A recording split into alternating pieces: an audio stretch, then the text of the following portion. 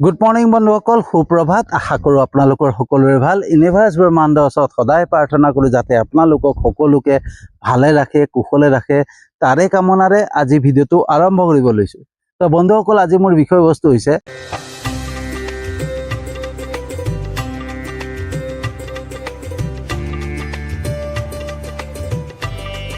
ব্ৰহ্মাণ্ডত সৃষ্টিকৰ্তা আসন কোনে দখল কৰিব। তো বন্ধুসকল, ব্ৰহ্মাণ্ডৰ যি সৃষ্টিকৰ্তা আসন, সেই সৃষ্টিকৰ্তা আসনৰ বাবে বহুকেইটা দল আগুৱাই আহিছে, হয়নে? বহুকেইটা দলে নিজৰ নিজৰ প্ৰাৰ্থিত্ব প্ৰদান কৰিছে, নিজৰ নিজৰ প্ৰাৰ্থীক জয়ী কৰাই যাতে সৃষ্টিকৰ্তা আসনত বহাব পাৰে আৰু আমাৰ সৃষ্টিকৰ্তা বনাব পাৰে, তাৰ বাবে বহুকেইটা দলে নিজৰ প্ৰচাৰ চলোৱা আৰম্ভ কৰিছে, হয়নে? তাৰে ভিতৰত অন্যতম হৈছে তিনিটা দল, যিয়ে সকলোৰে পৰিচিত আৰু সকলোৰ মাজত আটাইতকৈ বেছি প্ৰচাৰ চলি আছে। আৰু সেই তিনিটা দল হৈছে হিন্দু, মুছলমান, খ্ৰীষ্টিয়ান। এই তিনিটা দলৰ মাজত আটাইতকৈ বেছি প্ৰচাৰ চলি আছে, হয়নে? আৰু এই তিনিটা দলৰ দুটা দলৰ মাজত প্ৰতিদ্বন্দ্বিতা আটাইতকৈ বেছি, আৰু সেই দল দুটা হৈছে হিন্দু আৰু মুছলমান।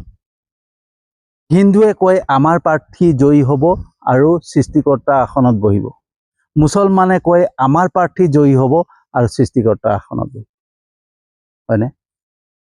ভগৱান আল্লাহ আৰু ঈশ্বৰ তিনিজন প্ৰাৰ্থীৰ ভিতৰত কোন জয়ী হ'ব, কোন সৃষ্টিকৰ্তা হ'ব, সেইটো সময়ৰ কথা।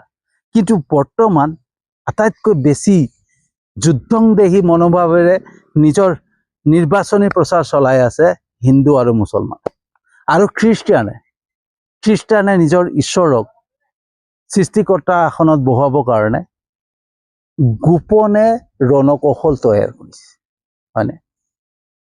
খ্ৰীষ্টিয়ানে গোপনে মনে মনে কাম কৰি আছে, ৰণকৌশল প্ৰস্তুত কৰি আছে, কেনেকৈ নিজৰ ঈশ্বৰক, ঠিক আছে, সৃষ্টিকৰ্তা আসনত বহাব পাৰে আৰু আমাৰ সকলোৰে সৃষ্টিকৰ্তা হ'ব পাৰে। কিন্তু হিন্দু আৰু মুছলমানৰ মাজত আটাইতকৈ বেছি সাংঘাতিক প্ৰতিদ্বন্দ্বিতা চলিছে, যুদ্ধংদেহী মনোভাৱেৰে প্ৰতিদ্বন্দ্বিতা চলিছে। যাতে হিন্দুৱে কয় আমাৰ ভগৱানক সৃষ্টিকৰ্তা আসনত বহাম আৰু ভগৱান আমাৰ সৃষ্টিকৰ্তা হ'ব, আৰু মুছলমানে কয় যে আমাৰ আল্লাহক সৃষ্টিকৰ্তা আসনত বহাম আৰু আল্লাহ সৃষ্টিকৰ্তা হ'ব আমাৰ সকলোৰে, হয়নে? তো বন্ধুসকল, শুনিবলৈ বেয়া লাগিলেও এয়াই সত্য, হয়নে? অপ্ৰিয় হ'লেও এয়াই সত্য যে আজিৰ সমাজত, আজিৰ এই পৃথিৱীত, এই সংসাৰত এয়াই চলি আছে, হয়নে? আমি যেনেকৈ ৰাজনীতি দল এটাৰ মাজত যেনেকৈ যুদ্ধংদেহী মনোভাৱ হয়, যেনেকৈ প্ৰতিদ্বন্দ্বিতা চলে, তেনেকৈ আমাৰ ভগৱান, আমাৰ ঈশ্বৰ, আমাৰ আল্লাহৰ মাজতো সেই প্ৰতিদ্বন্দ্বিতাই চলি আছে। এটা ৰাজনৈতিক ৰণকৌশল চলি আছে, হয়নে? কোনে কাক সৃষ্টিকৰ্তা বনাব পাৰে, কোনে সৃষ্টিকৰ্তা আসনত বহাব পাৰে, তাৰ প্ৰতিদ্বন্দ্বিতাত লাগি আছে।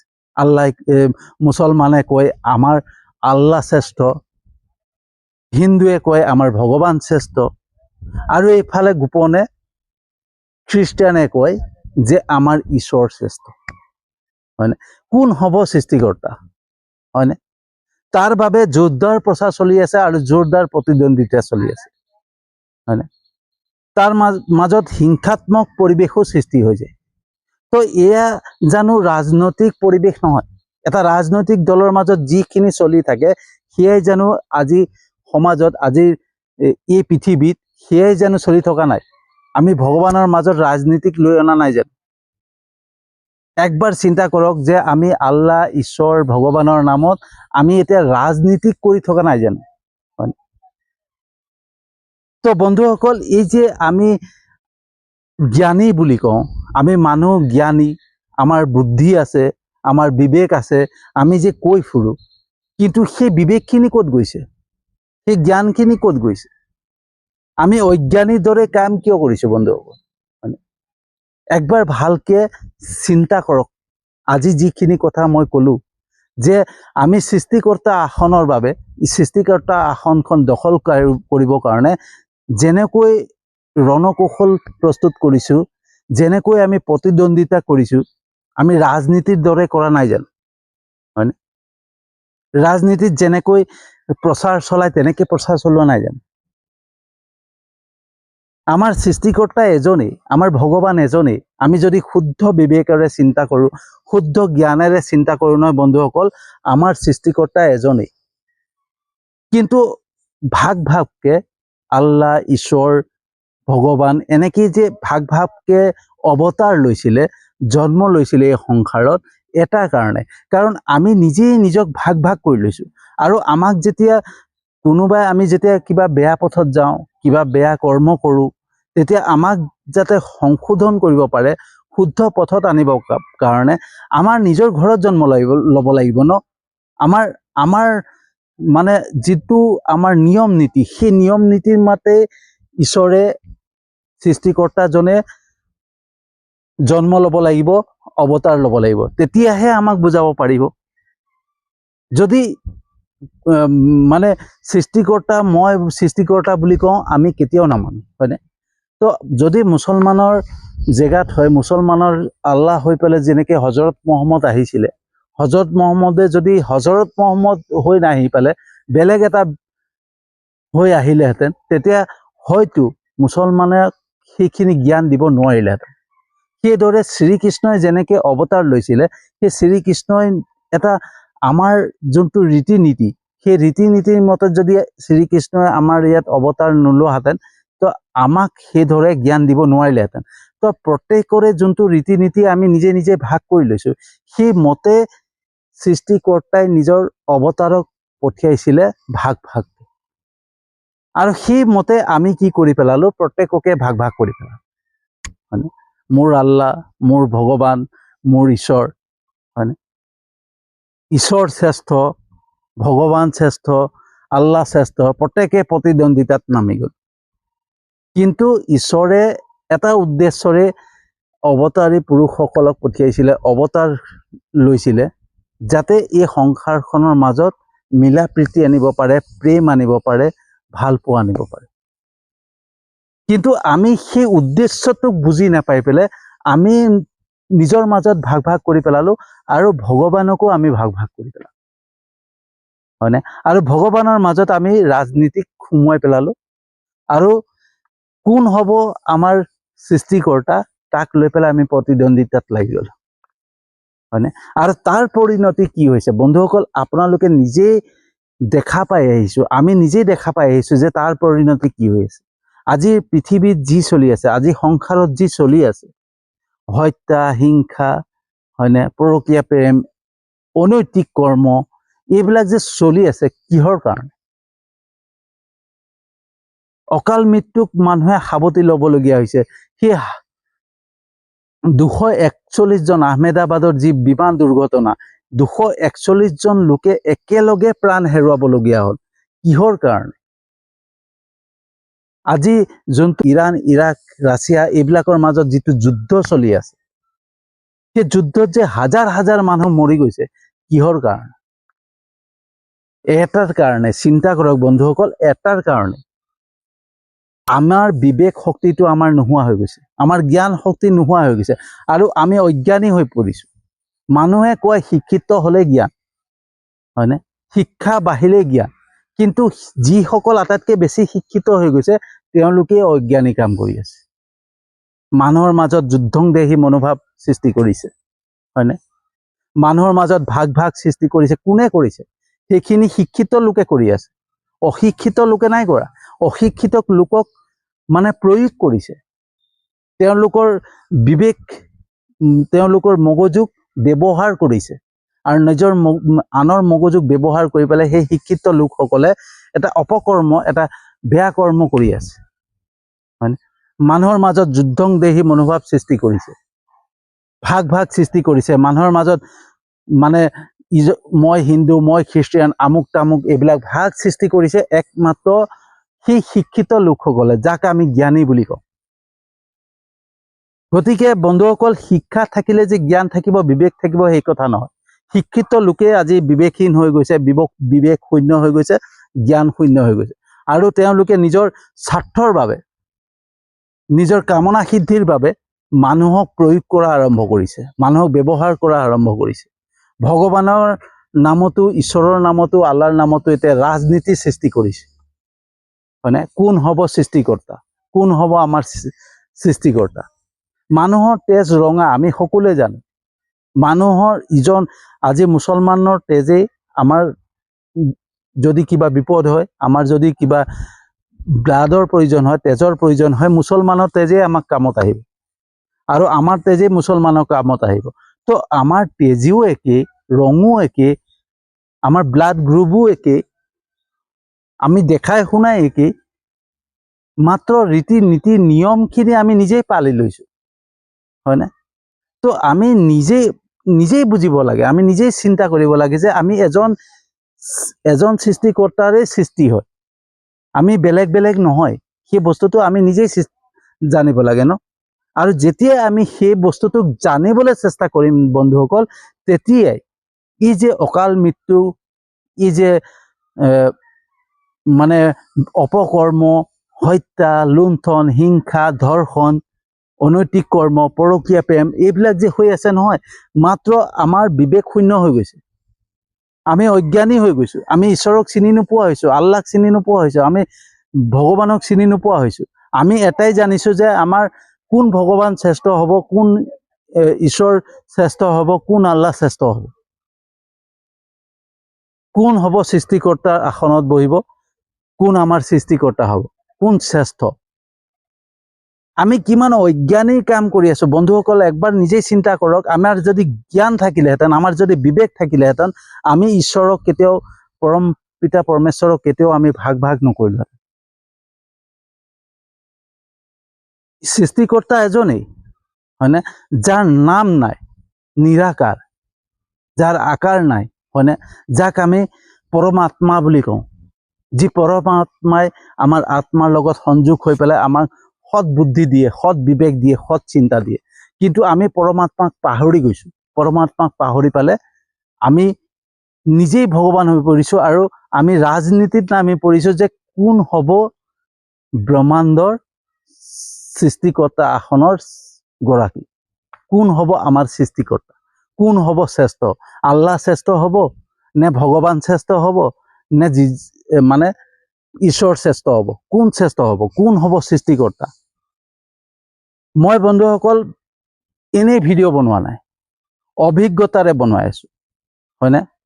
আজি যদি খ্ৰীষ্টিয়ান মানুহৰ ওচৰত, এজন ভাল প্ৰচাৰকৰ ওচৰত যাওক, সেই প্ৰচাৰকজনে ভগৱানৰ নামত, হিন্দু ধৰ্মৰ নামত বেয়াকে বদনাম গাই পেলাই ক'ব আমুকহে তামুকহে, তোমাৰ ভগৱান আমুকহে, তোমাৰ ভগৱান তামুকহে।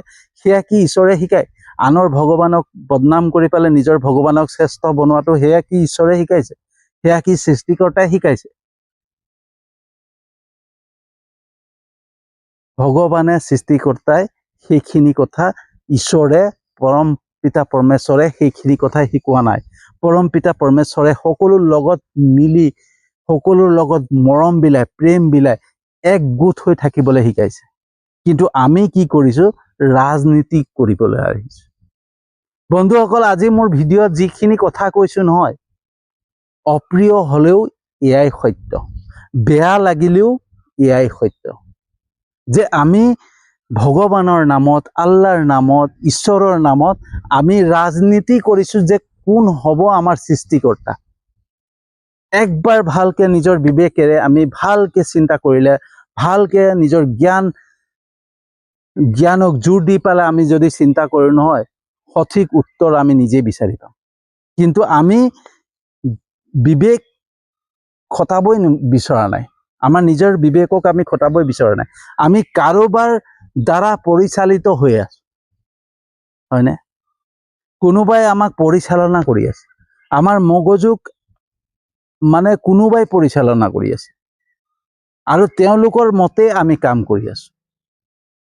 কোনোবা এখন শাস্ত্ৰত মোক উলিয়াই পেলাই দেখুৱাই দিয়ক, হয় কোৰাণতো মোক দেখুৱাই দিয়ক যে এইখিনি লেখা আছে, মোক সুন্দৰকৈ স্পষ্টকৈ দেখুৱাই দিয়ক যে এটা ধৰ্মই আন এটা ধৰ্মক গালি পাৰিব লাগে, বেয়াকে ক'ব লাগে, তাচ্ছিল্য কৰিব লাগে, নিন্দা কৰিব লাগে। ভাগৱত গীতাত দেখুৱাই দিয়ক।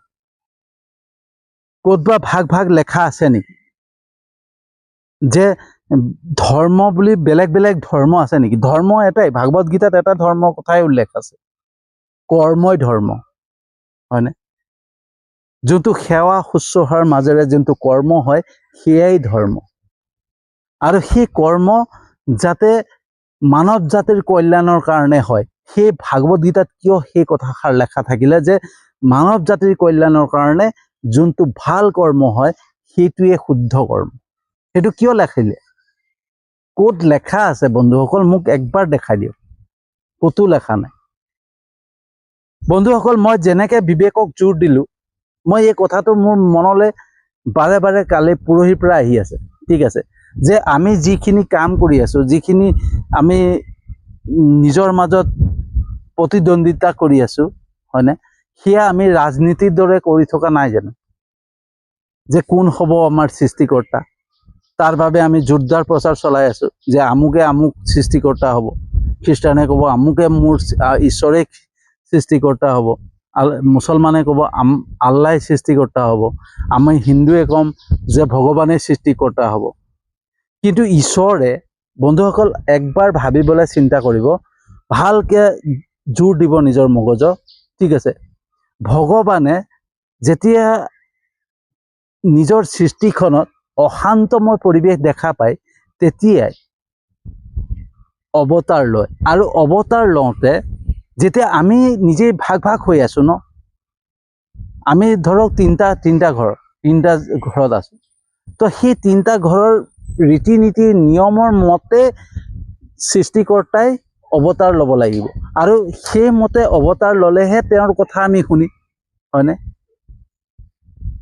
আজি মুছলমানৰ ওচৰত মৌলানা হৈ পেলাই আহিলেহে তেওঁলোকে মৌলানাৰ পৰা কথা শুনিব, বা আমাৰ হিন্দু ধৰ্মৰ মতত যদি কোনোবাই সন্যাসী হৈ আহে তেতিয়াহে আমি তেওঁৰ কথা শুনিম, বা খ্ৰীষ্টিয়ান ধৰ্মৰ মতে কোনোবাই তেওঁলোকৰ ফাদাৰ বা কোনোবা এনেকুৱা হৈ পেলাই আহিলেহে তেওঁলোকে তেওঁলোকৰ কথা শুনিব।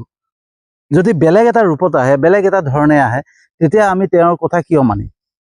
তো ঈশ্বৰেও, ভগৱানেও সেইটো কথা, সৃষ্টিকৰ্তায়ো জানে যে মই যদি বেলেগ বেলেগ এটা ৰূপত মানে তেওঁলোকৰ ওচৰত অৱতাৰ লওঁ, তেওঁলোকে মোৰ কথা কেতিয়াও নামানে। গতিকে তেওঁলোকৰ ৰীতি নীতি নিয়ম মতে মই অৱতাৰ ল'ব লাগিব, আৰু তেওঁলোকৰ পৰিৱেশৰ মতে মই অৱতাৰ ল'ব লাগিব, তেতিয়াহে তেওঁলোকে মোৰ কথা শুনিব, মোৰ কথা মানিব। আৰু সেইদৰে তেওঁলোক আহিছিলে, আৰু তেওঁলোকে একমাত্ৰ এটা কাৰণে, এটা উদ্দেশ্যে লৈ পেলাই আহিছিলে, যাতে আমাৰ মাজত প্ৰেম প্ৰীতি থাকে, আমাৰ মাজত মৰম থাকে, আমাৰ মাজত ভালপোৱা থাকে। তেওঁলোকে অৱতাৰ লৈছিলে তেওঁলোকৰ নিজৰ নিহিত স্বাৰ্থৰ কাৰণে নহয়, কোন হ'ব সৃষ্টিকৰ্তা সেইটোক লৈ পেলাই নহয়। সৃষ্টিকৰ্তা নিজৰ জেগাত বহি আছে, তেওঁ নিৰাকাৰ, তাৰ কোনো আকাৰ নাই, তেওঁৰ কোনো নাম নাই, হয়নে? তেওঁৱেই সৃষ্টিকৰ্তা, তেওঁৱেই ভগৱান, তেওঁৱেই ঈশ্বৰ, তেওঁৱেই আল্লাহ, তেওঁৱেই সকলো, হয়নে? তো বন্ধুসকল, আমি নিজৰ বিবেকক যদি আজি প্ৰয়োগ নকৰোঁ, নিজৰ বিবেকেৰে যদি চিন্তা নকৰোঁ, তেতিয়াহ'লে অনাগত দিনত এটা বেয়া এটা পৰিস্থিতি আহি আছে, এটা পৰিণাম আমি ভুগিব লাগিব, তাৰ বাবে সাজু হৈ থাকিব। আৰু সেইটো দেখুৱাই আছে, ঈশ্বৰে সৃষ্টিকৰ্তাই দেখুৱাই আছে। এই যে আহমেদাবাদৰ বিমান দুৰ্ঘটনা এনেই হোৱা নাই, পেহেলগামত এই যে হত্যাকাণ্ড এনেই হোৱা নাই, যধে মধে এতিয়া চক, যধে মধে অনৈতিক কৰ্ম চলি আছে, আৰু মানে ঘৈণীয়েক তাৰলৈ গৈছে, তাৰ ঘৈণীয়েক তাৰলৈ গৈছে, হয়নে? পৰকীয়া প্ৰেমে ভৰি পৰিছে, এইবিলাক এনেই হোৱা নাই। আমি সেইবিলাক ঠিক কৰিবও নোৱাৰোঁ যেতিয়ালৈকে আমাৰ নিজৰ বিবেক ঠিক নকৰোঁ, আমি ঈশ্বৰক ভয় নকৰোঁ, ভগৱান যে আছে সেইটোক মানি নলওঁ, আৰু ভগৱানক যদি ভয় কৰিবলৈ নিশিকোঁ, সৃষ্টিকৰ্তাজনক আমি ভয় কৰিবলৈ নিশিকোঁ, তেতিয়ালৈকে এই অনৈতিক কৰ্ম কেতিয়াও শেষ নহয়। প্ৰত্যেক দিনাখনে হত্যা হ'ব, প্ৰত্যেক দিনাখনে অনৈতিক কৰ্ম হ'ব, প্ৰত্যেক দিনাখনে কোনোবাই অকাল মৃত্যুক সাৱটি ল'বই লাগিব, আৰু ইয়াতকৈ ভয়ংকৰ পৰিণতিত ভুগিবলগীয়া হ'ব পাৰে যদি আজি আমাৰ নিজে আমি সলনি নকৰোঁ, হয়নে? তো বন্ধুসকল, ইয়াকে কৈ পেলাই আজিৰ ভিডিঅ'টো সামৰণি মাৰিছোঁ। তো কেনেকুৱা লাগিলে জনাব যদি সঁচাকৈ ভাল লাগিছে ভিডিঅ'টো যিমান পাৰে শ্বেয়াৰ কৰিব যাতে সকলোৰে বিবেকত অকণমান লাগে অকণমান নিজৰ বিবেক খটুৱাবৰ কাৰণে চেষ্টা কৰে আৰু বুজি পাবলৈ চেষ্টা কৰে যে আমাৰ উদ্দেশ্য মানুহৰ জন্মৰ উদ্দেশ্য কি হয়নে তো বন্ধুসকল আপোনালোকে মই জানো যে আপোনালোকে মোৰ ভিডিঅ' চাই ভাল পায় লাইক কমেণ্ট কৰে শ্বেয়াৰ কৰে আৰু মোৰ ইউটিউব চেনেলটো আপোনালোকে ছাবস্ক্ৰাইব কৰিছে মোৰ ফেচবুক পেজটোতো ফ'ল' কৰিছে তাৰ বাবে আপোনালোকক আন্তৰিক ধন্যবাদ জনাইছোঁ আৰু যিসকলে নাই কৰা তেওঁলোককো বহুত বহুত ধন্যবাদ জনাইছোঁ কাৰণ জানো বিশ্বাস আছে যে এদিন হ'লেও মোৰ ভিডিঅ' চাব আৰু তেওঁলোকে মোৰ ইউটিউব চেনেলত ছাবস্ক্ৰাইব কৰিব মোৰ ফেচবুক পেজত ফ'ল' কৰিব ইয়াকে কৈ পেলাই আজিৰ ভিডিঅ'টো সামৰি মাৰিছোঁ আৰু এটা নতুন বিষয়বস্তু লৈ আহি আছোঁ